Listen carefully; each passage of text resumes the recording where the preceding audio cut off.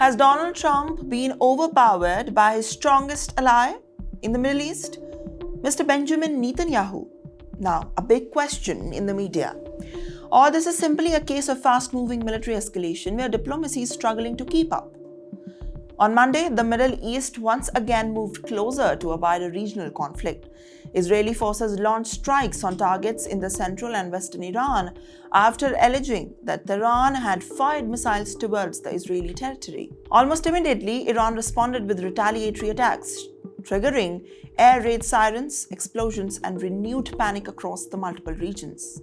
But here's where the political tensions become just as important as the military action.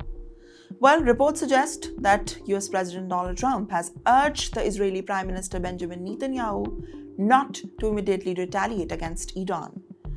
Yes, according to these accounts, Trump believed that it has convinced Netanyahu to pause and avoid escalation. However, Israel still proceeded with the military strikes, and that raises a serious question. Well, was US influence ignored? Or was coordination happening behind the closed doors that is not fully visible to the public? Because while public messaging appears divided, the reality on the ground shows a very rapidly coordinated escalation between two major military powers in the region, adding another layer of uncertainty to the officials that reportedly stated that American forces were not involved in the strikes. And at the same time, Israeli media sources suggested that there may have been some levels of coordination between Washington and Tel Aviv. Well, these conflicting signals are fueling the confusion about how decisions are actually being made at the highest level at the first. But there's another layer to this picture. This is no longer just about the strikes or one retaliation.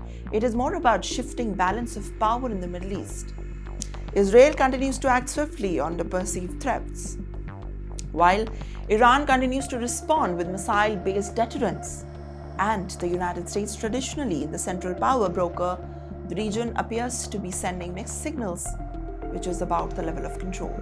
Now, make no mistakes here, even limited military exchanges like this carry the risk of rapid escalation. Each strike increases pressure, each retaliation narrows the diplomatic space, and each public disagreement between the allies even adds up uncertainty to an already volatile situation.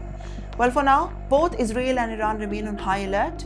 The United States insists that it is not directly involved though, but political leaders continue to frame their actions that are the defensive. But the key question remains unanswered. In Washington, it is still stirring the closest ally in the region, or it is the Middle East entering a new phase where even the traditional alliances no longer guarantee the control over escalation, because what happens next may now define just this conflict, but the future role of the global powers.